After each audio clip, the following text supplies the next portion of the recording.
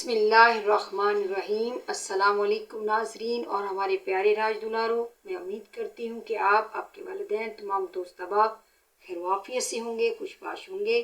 میں ہوں آسیہ قادری، راج دلارا YouTube channel سے آپ سے مخاطب ہوں۔ ناظرین، ہمارے آج کی گفتگو کا موضوع گزشتہ سے پیوستہ یعنی روزے کے مقاصد اور اس کے فائدوں کے بارے میں ہے۔ ناظرین، روزہ ایک بدنی عبادت ہے جو تقوی اور رضائے الہی کے حصول کا بہترین ذریعہ ہے۔ ہماری زندگی کا مقصد، ہماری تخلیق کا مقصد، دنیا میں آنے کا مقصد اللہ تعالیٰ کی بندگی ہے، اور اللہ تعالیٰ کی بندگی نام ہے اس کی رضا کو حاصل کرنے کا، اس کی رضا کو پانے کا، اس کی خوشنودی اور اس کی مرضی کو حاصل کرنے کا۔ بندگی کی معراج قرب الہی کا حصول ہے۔ گویا دین اسلام کا تیسرا رکن روزہ اس اللہ تعالیٰ کی رضا کے حصول اور اس کے قرب کے حصول کا ایک بہترین ذریعہ ہے۔ اللہ رب العزت نے روزے کی فرضیت کا حکم دیتے ہوئے اس کی غرض و غایت بیان فرماتے ہوئے ارشاد فرمایا، یا ایھا الذین آمنوا کتب علیکم الصیام کما کتب علی الذین من قبلکم لعلکم تتقون۔ اے ایمان والو، تم پر روزے فرض کیے گئے ہیں جیسا کہ تم سے پہلے لوگوں پر فرض کیے گئے تھے تاکہ تم پرہیزگار بن جاؤ۔ سب سے اس آیت کریمہ سے پتہ چلا کہ روزے کی فرضیت اور روزے کا سب سے بڑا مقصد، غرض و غایت تقوی کا حصول ہے۔ تقوی کیا ہے؟ اس کی سادہ تعریف امام ابو بکر محمد الروزباری نے کی۔ تقوی ان تمام چیزوں سے اجتناب کرنے کا نام ہے جو تمہیں اللہ سے دور کر دیتی ہیں۔ ہر وہ چیز جو آپ کو اللہ سے دور کرتی ہے، خواہ وہ کوئی کام ہے یا کوئی چیز ہے یا کوئی خواہش ہے یا کوئی بھی عمل ہے جو اللہ رب العزت کے ہاں ناپسندیدہ ہے، جسے اللہ نے منع فرمایا ہے، اس سے رک جانے کا نام تقوی ہے۔ تقوی اس کیفیت کے حصول کا نام ہے کہ جس سے تمہاری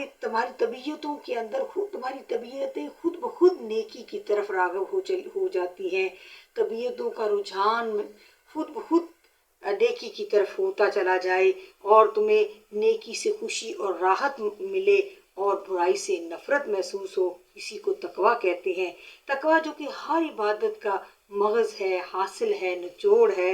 مقصد قرار دیا گیا ہے، اس کے حصول کے لیے روزے سے بڑھ کر کوئی عمل نہیں۔ روزے کا ایک اہم مقصد قرب الہی کا حصول ہے۔ اللہ تعالیٰ نے عبادات کے جتنے بھی طریقے ہمیں بتائے ہیں ان میں کوئی نہ کوئی حکمت پائی جاتی ہے۔ نماز اللہ تعالیٰ کے وصال کا، ملاقات کا ذریعہ ہے۔ اس میں بندہ اپنے معبود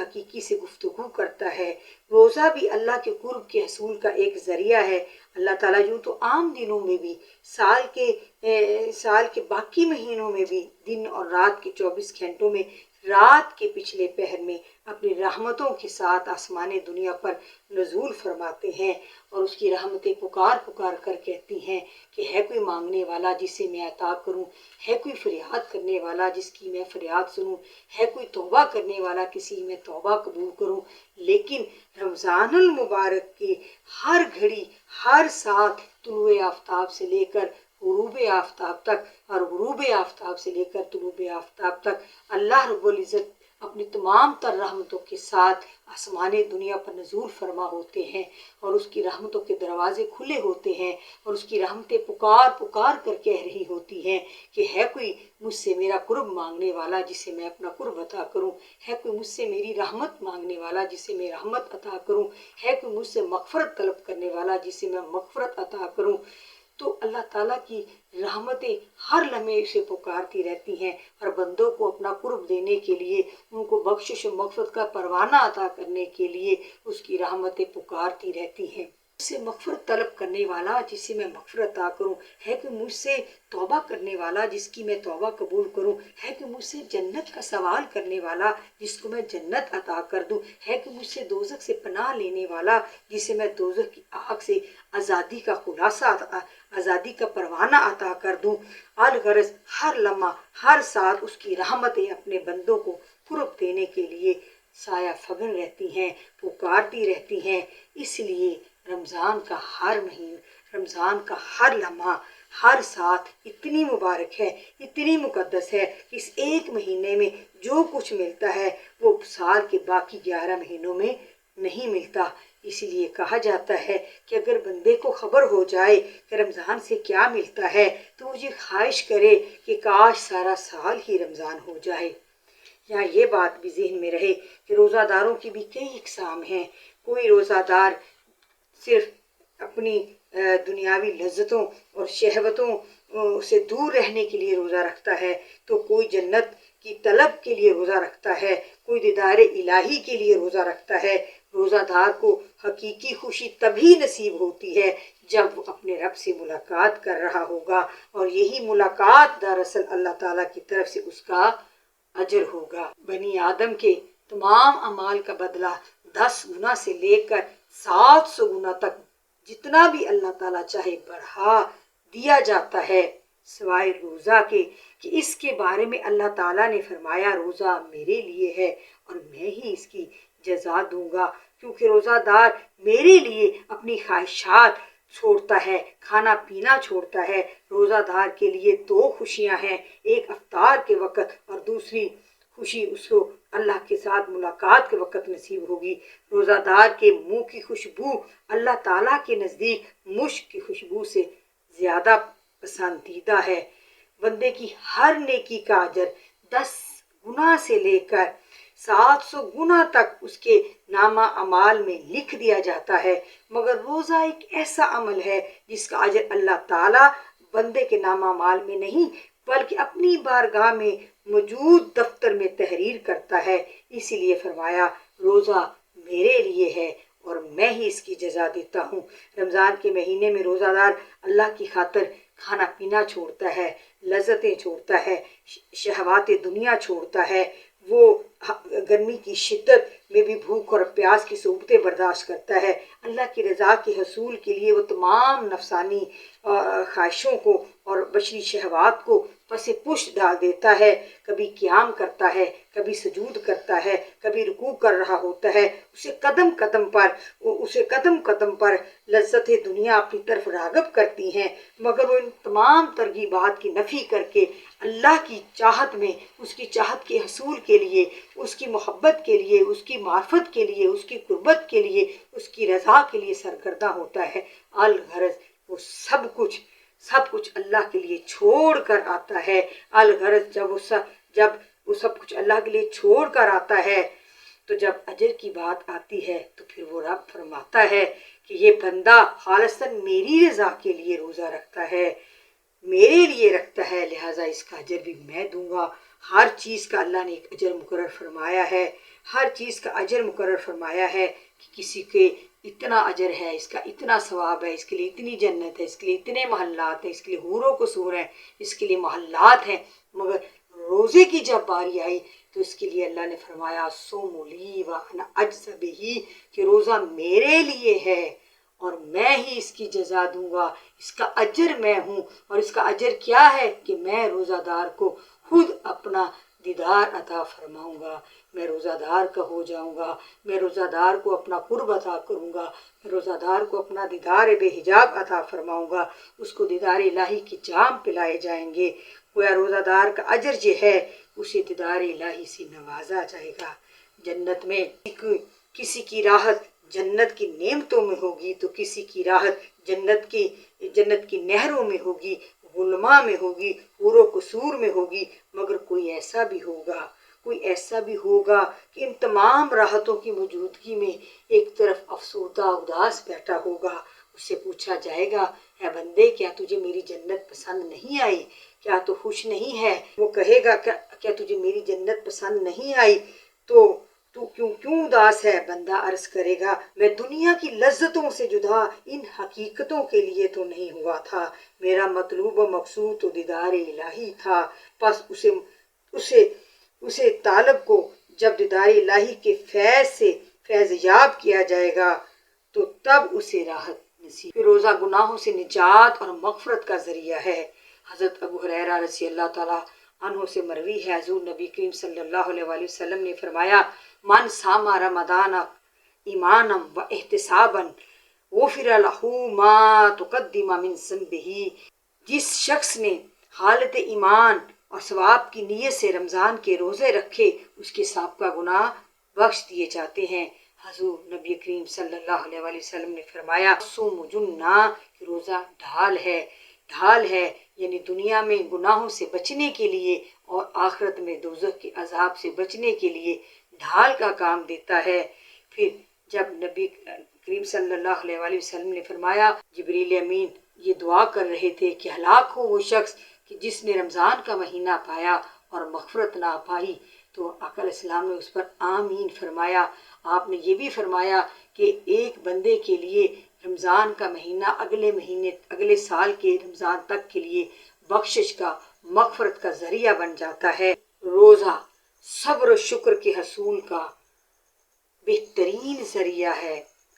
روزہ کا ایک مقصد یہ ہے کہ بندے کے اندر صبر پیدا ہو، صبر کی کیفیات پیدا ہو، اس کے اندر شکر گزاری پیدا ہو، اس کی طبیعت اور اس کے مزاج میں تحمل، صبر و برداشت پیدا ہو، کیونکہ صبر ایک ایسی کیفیت ہے، ایک ایسی ایمانی کیفیت ہے جو اللہ رب العزت اپنے بندوں میں دیکھنا چاہتے ہیں۔ اللہ تعالیٰ صبر کو پسند فرماتے ہیں، بلکہ صبر والوں کے لیے اتنا مقام ہے کہ اللہ رب العزت فرماتے ہیں ان اللہ مع الصابرین، کہ بے شک اللہ صبر کرنے والوں کے ساتھ ہے، اللہ صبر کرنے والوں کو پسند کرتا ہے۔ اور جب بندہ مومن روزہ رکھتا ہے اور اس کی صحبت برداشت کرتا ہے، بھوک پیاس برداشت کرتا ہے اور تکلیف برداشت کرتا ہے، گرمی میں پیاس کی شدت برداشت کرتا ہے، بھوک کی شدت برداشت کرتا ہے، اسے احساس ہوتا ہے کہ بھوک کیا ہے اور صبر کیا ہے، اس کے اندر صبر کی کیفیات پیدا ہوتی ہیں۔ جو وہ صبر کرتا چلا جاتا ہے تو اس کے درجات اور اس کی ایمان کی کیفیت بلند ہوتی چلی جاتی ہے، اس کا ایمان مضبوط اور مستحکم ہو جاتا ہے، اور اس ایمان کی مضبوطی کی وجہ سے اللہ رب العزت پھر ارشاد فرماتے ہیں انما یوفی الصابرون اجرہم بغیر حساب، بلا شبہ صبر کرنے والوں کو ان کا اجر بے حساب دیا جائے گا۔ تو یہ مقام صبر کے ذریعے ملتا ہے، اسی لیے ماہ رمضان کو صبر کا مہینہ بھی کہا جاتا ہے، اور روزے کو بھی صبر ہی کی ایک قسم کہا جاتا ہے۔ پھر اس کے اندر جب شکر گزاری پیدا ہوتی ہے، جب انسان دیکھتا ہے کہ بھوک اور پیاسا رہنا کیسا ہے، تو وہ دیکھتا ہے کہ ہمارے معاشرے کے اندر بہت سے ایسے افراد جن کو ڈھنگ سے 3 وقت کا جو 2 ٹائم کی روٹی کھانا نصیب نہیں ہوتی، پیٹ بھر کر کھانا نصیب نہیں ہوتا، پھر اس کے اندر ایک احساس بھی پیدا ہوتا ہے اور ہمدردی کے جذبات بھی پیدا ہوتے ہیں اور شکر گزاری کے جذبات بھی پیدا ہوتے ہیں، کیونکہ حضور نبی کریم صلی اللہ علیہ وآلہ وسلم نے فرمایا کہ اگر اپنے ایمان کو مضبوط کرنا چاہتے ہو تو اپنے سے کم لوگوں کو دیکھو، اپنے سے کم تر لوگوں کو دیکھو، تمہارا ایمان مضبوط اور مستحکم ہوگا، تمہارے اندر شکر گزاری پیدا ہوگی۔ پھر یہ روزہ قرآن مجید میں اللہ تعالیٰ نے 4 مقاصد بیان فرمائے، لعلکم تتقون، لعلکم تشکرون، لعلکم تصبرون اور لعلکم تہتدون، کہ تم ہدایت پا جاؤ۔ اس سے مجاہدہ نفس ہوتا ہے، اسی سے محاسبہ نفس ہوتا ہے، اسی سے تزکیہ نفس ہوتا ہے۔ پھر اس مہینے کے اندر صدقات اور خیرات کی جو دینے کا حکم ہے کہ نبی کریم صلی اللہ علیہ وآلہ وسلم اس میں اس قدر صدقات اور خیرات فرمایا کرتے تھے کہ آپ کی سخاوت کے اندر جو ہے طغیانی آ جایا کرتی تھی، کثرت کے ساتھ آپ سخاوت کا اہتمام فرماتے تھے۔ تو یہ مہینہ جو ہے وہ سخاوت کا مہینہ بھی ہے، صبر کا مہینہ بھی ہے، شکر کا مہینہ بھی ہے، عبادت کا مہینہ بھی ہے، ریاضت کا مہینہ بھی ہے، مجاہدہ کا مہینہ بھی ہے، اور اللہ تعالیٰ کی قرب اور محبت کے حصول کا مہینہ بھی ہے، اللہ تعالیٰ کی قربت کا مہینہ ہے، روٹھے رب کو منانے کا مہینہ ہے، روٹھے رب کو پانے کا مہینہ ہے۔ اللہ رب العزت ہمیں روزے کے مقاصد کو سمجھنے کی توفیق عطا فرمائے، کیونکہ حضور نبی کریم صلی اللہ علیہ وسلم نے فرمایا کہ بہت سے روزہ دار ایسے ہیں کہ جن کو سوائے بھوک اور پیاس سے اپنے روزے سے کچھ حاصل نہیں ہوتا، یعنی کہ وہ روزہ تو رکھتے ہیں مگر روزہ کا تقاضا پورا نہیں کرتے۔ اگر روزہ رکھ کر کوئی ایسے کام کرے جیسے کہ جھوٹ بولنا، جیسے کہ غیبت ہے، جیسے کہ چغلی ہے، جیسے کہ چوری ہے، جیسے کہ غلط کام ہے، تو وہ روزہ کما حق اس کا حق اور تقاضے پورے نہیں ہوتے، کیونکہ روزہ ہر اس چیز سے رکنے کا نام ہے جو آپ کو اللہ سے دور کرتی ہے۔ آنکھ کا روزہ ہے کہ آپ اس کو فحاشی، عریانی اور غلط چیزوں کو دیکھنے سے بچائیں۔ زبان کا روزہ ہے کہ آپ اس کو جھوٹ، غیبت، چغلی اور غلط باتوں سے، لغو باتوں سے، گالی گلوچ سے بچائیں۔ اگر کوئی آپ سے جھگڑا کرے تو آپ، نبی کریم صلی اللہ علیہ وسلم نے فرمایا کہ آپ اس کو صرف یہ کہہ دیں، آپ اس سے جھگڑا بھی نہ کریں بلکہ صرف یہ کہہ دیں کہ میں روزہ سے ہوں۔ گالی کا جواب گالی سے نہ دیں بلکہ کہیں کہ میں روزہ سے ہوں۔ آپ ہر قدم اٹھاتے ہوئے یہ سوچیں کہ آپ روزہ سے ہیں، اور اپنے روزے کا اس طریقے سے اس کے آداب کو بجا لانا ہے، اس کی شرائط، اس کے تقاضے پورے کرنے ہیں، تاکہ جب ہم پورے کما حق جیسے کہ اس کے آداب اور تقاضے ہیں اور حکم ہیں اور اس کے مقاصد ہیں، ان کو پیش نظر رکھتے ہوئے روزہ رکھیں گے تو پھر یہ اللہ رب العزت ضرور ہمیں روزے کی برکتوں سے ہمارے دلوں کو پاک کرے گا، ہمارے من کو پاک کرے گا، ہمارے دلوں کے زنگ دور کرے گا، اور ہمارے دلوں میں اپنے محبت کا نور، اپنی قربت کا نور، اپنی معرفت کا نور پیدا فرمائے گا۔ اور یہ اسی وقت ممکن ہے جب ہم صرف زبان کا روزہ، صرف پیٹ کا روزہ نہ رکھیں کہ صرف کھانے پینے سے اجتناب کا نام نہیں، بلکہ ہر اس چیز سے بچیں جس سے اللہ تعالیٰ نے ہمیں بچنے کا حکم دیا ہے، تاکہ ہم روزے کے ثمرات، اس کے تمام تر روحانی فائدے، اخروی فائدے اپنے دامن میں سمیٹ سکیں۔ اللہ رب العزت ہمیں توفیق عطا فرمائے کہ ہم ماہ رمضان المبارک کے روزوں کے آداب بجا لائیں، اور کما حق ہو اس میں اس کی بندگی، اس کی عبادت، زیادہ سے زیادہ اس کی بندگی، عبادت اور ذکر اذکار کے ساتھ اپنے روزے جو ہیں وہ مکمل کر سکیں۔ اس کے ساتھ ہی میں آپ سے اجازت چاہتی ہوں۔ ناظرین، اگر آپ کو ہماری آج کا پروگرام پسند آئے تو ضرور لائک کیجیے گا، شیئر کیجیے گا، اور اگر سبسکرائب نہیں کیا تو ضرور کیجیے گا۔ اللہ تعالیٰ ہم سب کا حامی و ناصر ہو۔ دوسرا عشرہ جسے عشرہ مغفرت کہتے ہیں، اس کی دعا ہے استغفر اللہ ربی من کل ذنبی و اتوب علیہ۔ اس کی ایک تسبیح صبح، ایک تسبیح شام ضرور کرنی چاہیے۔